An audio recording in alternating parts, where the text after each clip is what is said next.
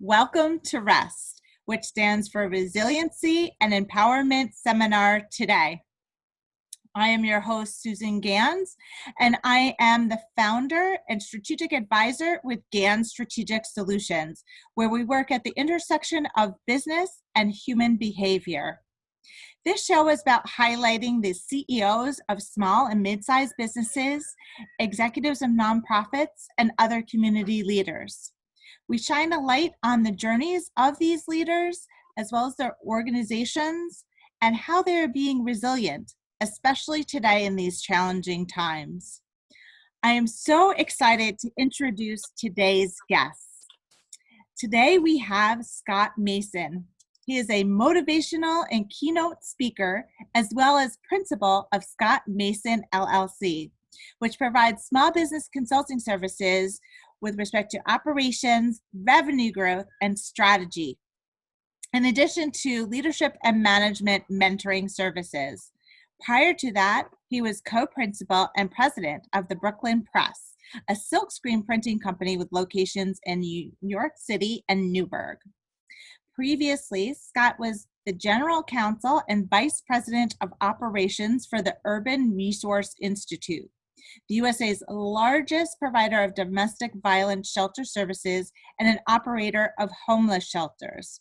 He also spent nearly 20 years in executive and in-house legal affairs positions with various New York City agencies, including a time as second in command of the agency which operates the city's administrative tribunal system. He is currently a member of the Ambassador Committee of the Brooklyn Chamber of Commerce, is president of the Roosevelt Island chapter of Toastmasters International, and the education coordinator of Chapter 65 of the Manhattan BNI. He is certainly a very busy man, and honored to have him today. And rounding it out, he has a degree from Columbia Law School and a degree from Carleton College, and completed the Goldman Sachs 10,000 Small Business Program in 2019. Welcome to REST. Thank you so much. I'm so glad to be here. It's been quite a journey. It's sort of wild hearing all that read back to me. It has been a ride. So that brings us to the first question. So take us back to earlier in your career and your focus on law, and then you've pivoted throughout your career. So tell us about your initial interest and how you made your journey to today. Yeah. Thank you. So I, way back when, grew up in Kansas, and I came to New York for law school. And the whole reason I came to law school was because I was interested in public policy. And I had gone to a public policy camp, basically, that the University of Texas at Austin had at their LBJ school.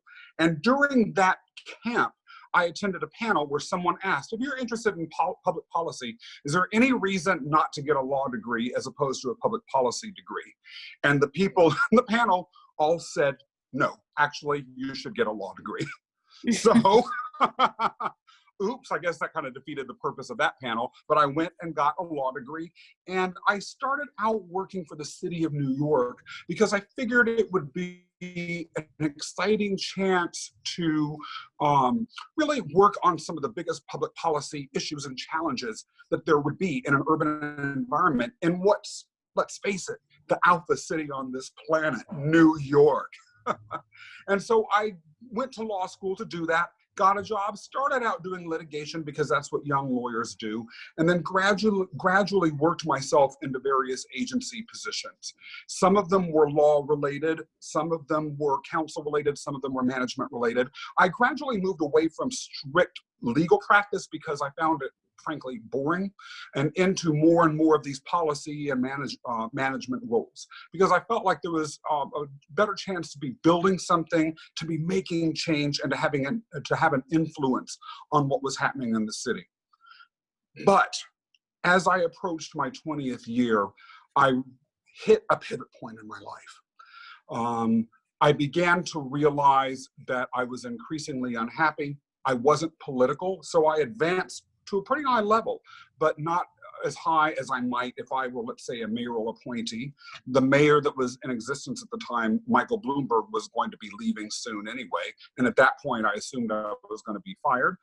Plus, I had that golden ticket, that Willy Wonka of all city service dreams, which is the vesting in my pension. So I knew I would never be eating dog food as an old man. So if all else failed, I had that. Yeah. So at that point, I took some time off. And I spent a year trying to reimagine what my life would be like. I eventually got a job as you mentioned, as general counsel and head of operations for a large nonprofit. But during the interim, to just keep myself occupied and engaged in the profession, I worked with some small business owners and entrepreneurs that initially needed some compliance help. It turns out they also needed general executive and management support, as well as some additional thinking and advisement. And so my roles with these companies began to expand over time. One of them was a family of martial arts schools, and I would practice at that dojo. And the owner of another business there, a silkscreen, and he used to totally beat me up every hour of class when I would go to that martial arts school. And so we began to work together on his business because we became friends through him headlocking me over and over again. And we began to work on project after project after project. And then one night, after he totally had kicked my rear end, we went out on the street and were chatting afterwards. And I said, maybe we should look into a deeper engagement together. And he said, dude, I'm ready to get into bed right now. And so very shortly afterwards, we signed paperwork and I joined that company, the Brooklyn Press, as a 50% owner. It was a radical change. Almost no one in my field does anything like that. And in that field, there was almost no one with my professional background, which my business partner and I both felt would give us a competitive edge in a space that was very fragmented and that was dominated either by highly creative types and lifestyle sort of brand companies or these anonymous, purely almost sweatshop-ish sort of factory entities. There was a space for, we felt, people that had a creative vision, but also had a business sensibility. And we worked together for about a little over 3.5 years, and we saw the company take off. We started out just him and me, 2 guys and a part-time intern who we got from the Brooklyn Chamber of Commerce that I will always give a shout out to for amazing work they did bringing us that person. And before we knew it, our revenues had increased hundreds of percentages. Our clients changed dramatically. We started out with a local taqueria and a bunch of little small dojos. Before we knew it, we were regularly dealing with some of the biggest names out there, national names, and shipping t-shirts and tote bags around the country. And tripled our staff size and ended up having to build another location, a significantly larger production facility in Newburgh, New York. And so that was, by all accounts, a resounding success. We grew very fast, though.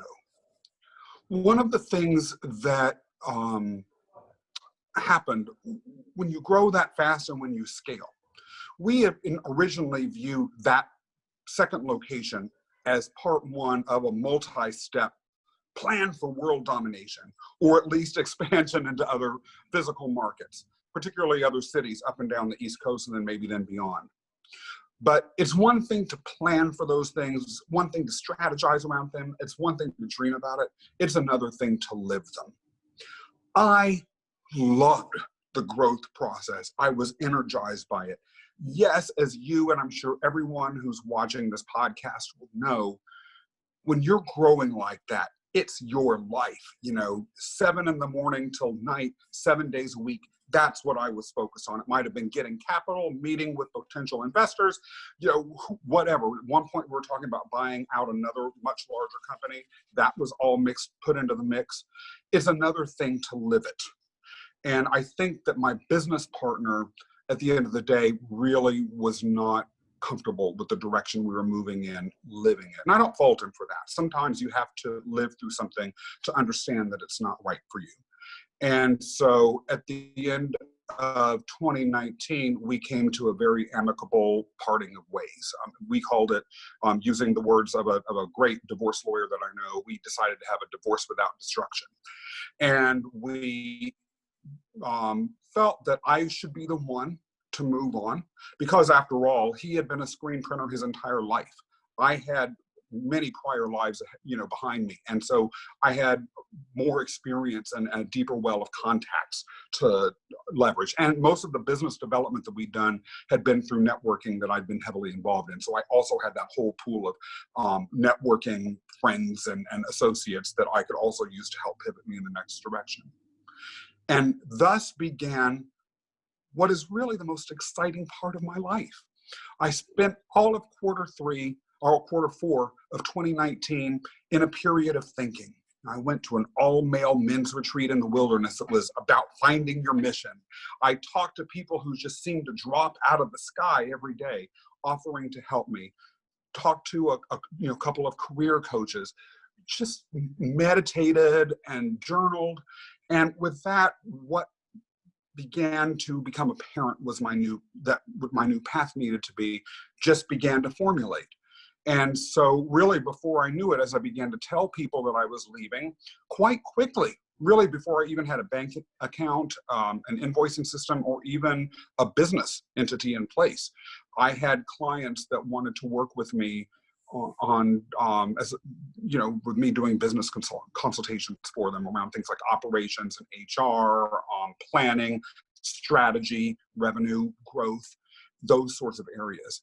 As well as I realized, and again, it began to sort of appear out of nowhere, people that recognized that I had a strong, compelling voice and that I had a lot of experience, particularly, interestingly enough, around some of the areas that you've talked about: resilience, overcoming odds, struggling against the tides sometimes. Because my career was successful and always has ultimately ended up being successful because of the lessons I've learned through the many, many very brutal challenges I faced along the way. Sometimes those challenges have seemed meaningless, but having survived them, made it through them, and learned from them, not only do I feel much more easily capable of handling those challenges, but able to guide folks, whether it's through speaking and writing or motivation, or with consultation services around how to navigate their own challenges. And I love it. I feel like I'm in the lane that's exactly where I need to be. That's fantastic. I have so many questions from your story. And, the biggest thematic that I get out of it is all the changes that you have. Think about coming from Kansas to New York City. That's a big Amen. one, right? And then all the roles that you pivoted from law into more operational roles, becoming an entrepreneur a couple of times over. So tell us, how do you deal with change? First of all, the more you do it, the easier it gets. It's like anything else. You practice. I will say the biggest change I had that was most difficult was the first radical one. So I worked for the New York City Law Department right out of law school, then spent nearly a decade working for the city's buildings department as a building safety regulator, mostly. Then I decided I wanted to pivot into a management role, and there were not a lot of them available. And the one that came to me that was most appealing most quickly was through someone I knew working with the city's Department of Homeless Services. That was a radical shift, even though it was within government. I had no social services background. I was moving into one of the most challenging social service agencies to work for, dealing with an unusually challenging population during an unusually challenging economic period, with under the administration of a mayor and a commissioner that were both very ambitious about major institutional reforms that they wanted to implement regarding the way the city managed homeless people. And it was tough. Culturally, it was tough.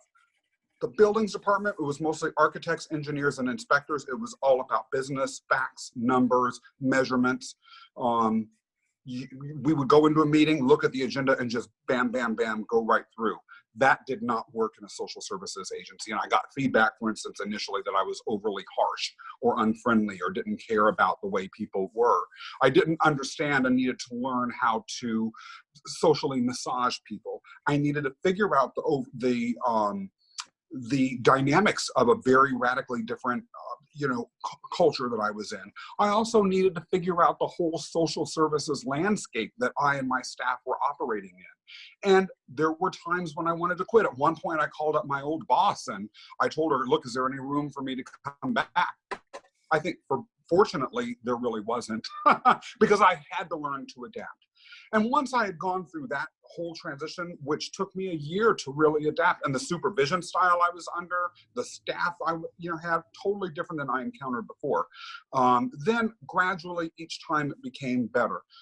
I would say at this point, I worked for 5 different city agencies in 5 different areas. So between all of those transitions, then the nonprofit transition, then entrepreneurialism, I've become kind of a master at it. I know it's going to be painful.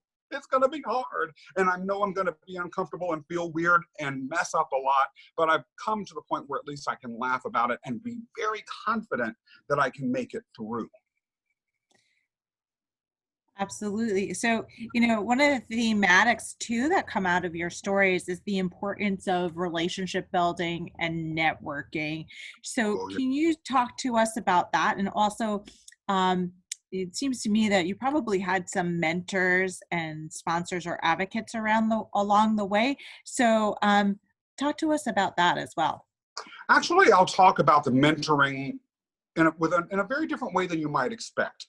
But I'll talk about the first question, which was with regards to relationship building. The relationship building and the networking, thank you. And what that was like. I learned the importance of that the hard way. Most of the jobs I got when I worked for the city were through reputation. And yes, I may have known some people, but generally people knew me from working with me and they liked me. I was internally very aggressive and ambitious about moving up and having an impact, but I didn't understand the need to have an external network. So when I voluntarily left the city for another job, I arrogantly and foolishly thought that reputation and the list of accomplishments on my resume would be enough. I left during the tail end of the Great Recession when unemployment had still not caught up to economic growth. So the headwinds were playing very heavily against me. And I learned the hard way that I should have spent a lot more time networking. The job I ultimately got through in the nonprofit sector was through networking. So I had enough friends and contacts to ultimately be able to get me to the place that I needed to be. But it would have been so much easier and so much more fulfilling, and I would have had so many more options if I had taken advantage of networking. One of the things that I was forced to learn to do, though, during that process was how to network. And I began to understand that networking isn't just something that you do. It is a whole skill set related to your EQ, but a developable and independent skill set nonetheless. Networking now is a totally different ballgame. And I think a lot of that is why when I left the Brooklyn Press and transitioned to the place that I am now, it was easy for me to get clients. Like I said, I had them before I was even ready for them. It was easy for me to find people to talk to and get advice from, and it still is. People are helping me along the way. Sometimes it feels providential, like things, like I said earlier, just popping out of the air. And to some extent, I think maybe there is a providential element to that, and things really are popping out of the air. But they're not gonna be popping out of the air if you don't have people to talk to and to be the ones that pop out of the air. So when it comes to networking and relationship building, it's everything, everything, everything. I tell people when I mentor them, you've got to have a decent skill set, but you've got to have people and a genuine love for them. If you want to be a successful networker, in my opinion, you've got to be a friend. And if you got to if you want friends and if you want people to network with you, that part about being a friend is more important than anything. People are only going to be attracted to you if you're giving them something. And it can't just be transactional or purely, I'm giving you something so I can hold something over your head and get something back. It has to be genuinely a spirit of giving. I know it's a cliche to say, Susan, it is true. And that has made the difference in my life. That's why I'm booked to the gills with work right now when a lot of people are in the middle of a pandemic and they're suffering. Mentoring. That's a different and interesting story, because one of the things that happened to me actually when I started at that job with the Department of Homeless Services, maybe after I'd been there a year or so, I was talking to my boss and I was grumbling about something or another. And I said, you know, one of the things that's frustrating is I feel like I really have to fight for my positions. A lot of the ways I got promotions at the buildings department in particular, but in other jobs too, was to be very creative about inventing a need for me, presenting that to whomever, and then having myself be the person promoted to fulfill that need that either I invented or I, you know, environmentally scanned and discovered. While I did that very creative career path setting for myself, I was around people that would just have higher ups constantly looking after them and constantly giving them opportunities. And so I would see their careers, at least initially, move a lot more quickly than mine. And it was very frustrating. So I was complaining to him about that. And he said something very interesting to me, Susan. He said, Scott, you will never have a mentor. You won't.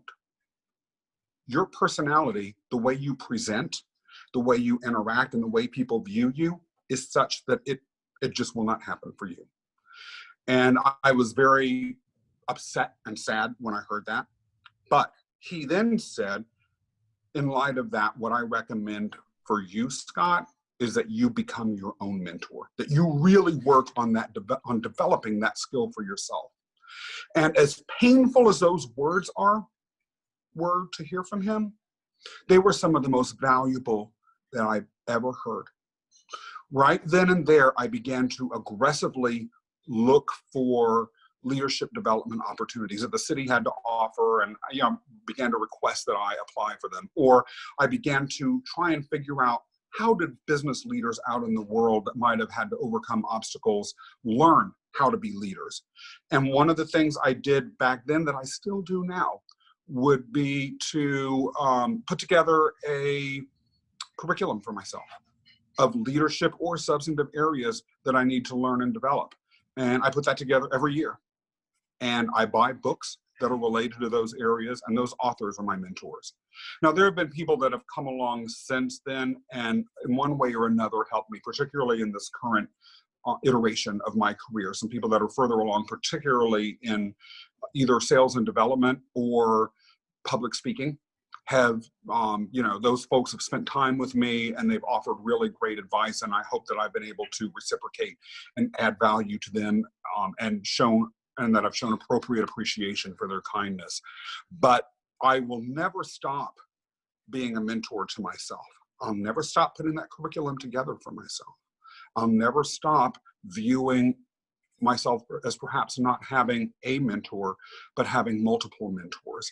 I think the beauty of that is it doesn't make me dependent on one person either.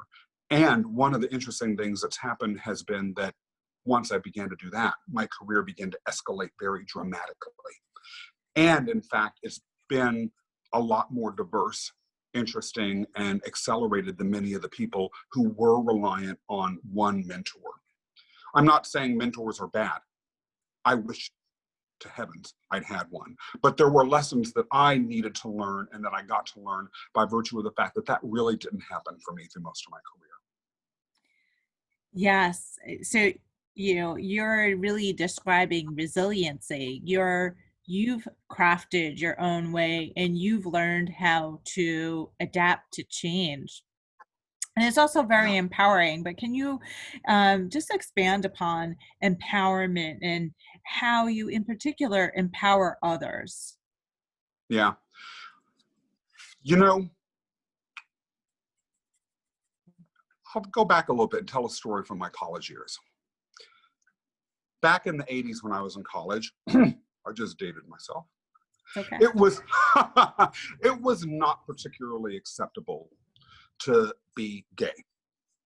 And in fact, I was at a party once where someone there, and I was very skinny at the time and had a big mouth.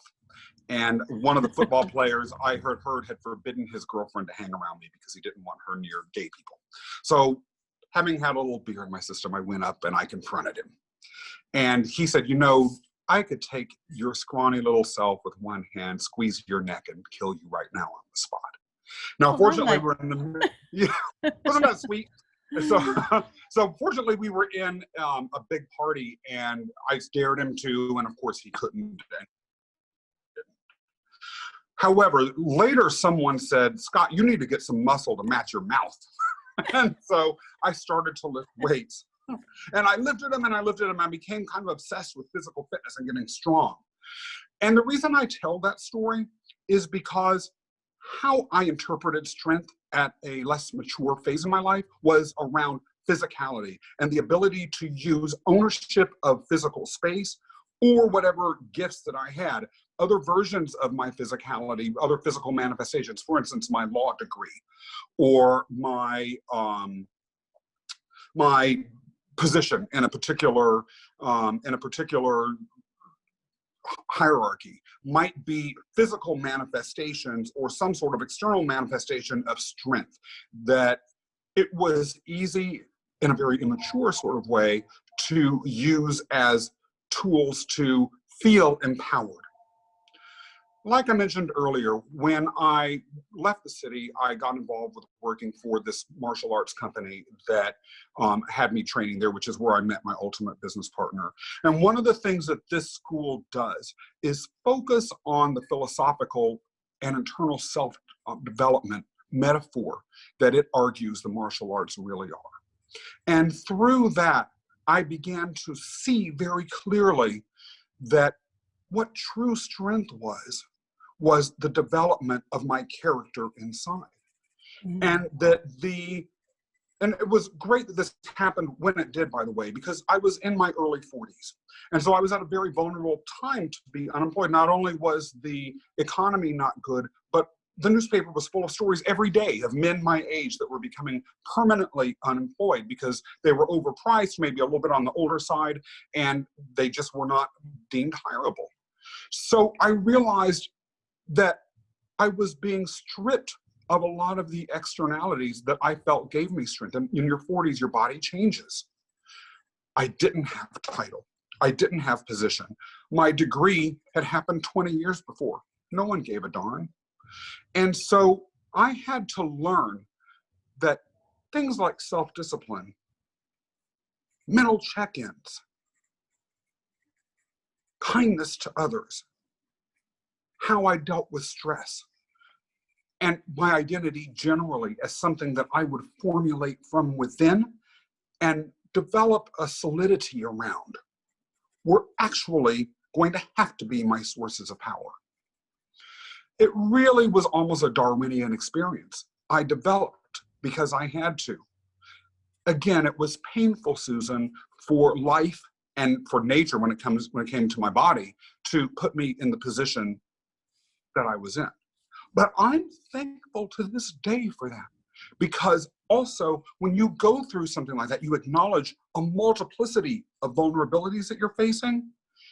And if you're willing to take the steps to transition your mindset and your heart flow and lean into that and make a commitment to that sort of mentoring, you really can change. And that commitment to ongoing change and strength is really, in my opinion, what is at the core of my own self-empowerment and what I talk to people about. All of those other things don't matter because they're temporal and can go in a snap. What we are and who we are inside, and that belief, that groundedness around it, that's empowerment to me. Absolutely. And what I get from that is really you found your inner superhero. So in closing You got out it. our interview today, tell us what you would like people to remember from our conversation. Hey, what we just talked about, whatever you have that you may feel, which is external, which gives you authority and power, is illusory. The arc of life always and inevitably favors change, and it will happen to you. So the element that we build within ourselves is going to be the only thing that saves you when that happens, and it's worth doing. That's number one. And I would say number two, change with or without the support of mentors is something that with practice, you can not only survive, but you can become an expert at. Change doesn't scare me. Even when COVID-19 began, yes, I was afraid that I would get sick. Yes, I was afraid my husband might get sick, but I wasn't afraid of the changes itself. I've never found myself saying, I can't wait till we go back to normal. We're not going back to normal. I've come to understand and accept that this is like any other change is going to happen. Lean into it, make the most out of it, and find it as a source of power. Those are the two things, and I hope folks find them useful. Thank you so much. So Scott, how can people find you? Because we want them to find you and benefit from your wisdom. Thank you very much. So I would recommend that they go to my website, www.scottmasonllc.com. That's SCOTTMASONLLC.com. Or they can check out my Instagram site. It's s.scott, S-C-O-T-T, underline or underscore, Mason, M-A-S-O-N. I have actually a video series that I have on Instagram, and I'd love to share it with anyone that's willing to watch. That's awesome. So again, that's www.scottmasonllc.com, and on Instagram, s.scott_mason. Thank you so much for your time today and your inspiration. And to our viewers, know that the change that you want to make is within inside you, and you have inner superpowers. Until our next conversation.